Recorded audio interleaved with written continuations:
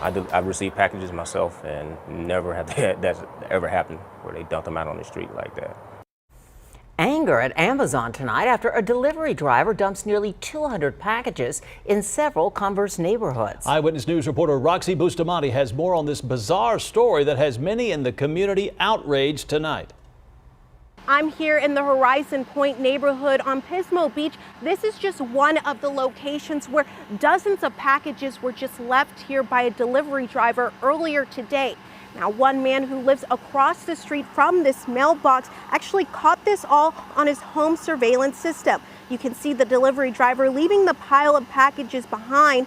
Now, it wasn't just one or two locations, it was several in the Converse area, mounting up to about 200 packages left unclaimed and sitting in the rain. I was shocked because, like I said, I saw the truck out there earlier, but I didn't think no more of it than he was delivering packages. And then when I saw them out there picking up packages, I went back and looked at my video and I was like, wow, this guy was just dumping them on the ground. Luckily, though, neighbors sprung into action and hand-delivered the packages to their neighbors, and many called to complain to Amazon. But we're also left wondering if this will happen again tomorrow or get worse around the holidays. I mean, you hear about folks taking packages off of people's porches. I mean, how easier we make it for the thieves to just pull up to the mailboxes and help themselves.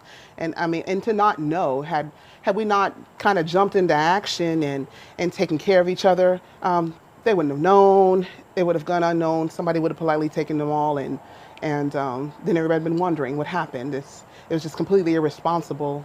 Right now, I'm corresponding with one of the members of the Amazon's public relations team. They're working right now to figure out who this delivery driver is and what exactly happened here today. Of course, we'll keep you updated on KENS5.com. Reporting in Converse, Roxy Bustamante, KENS5 Eyewitness News.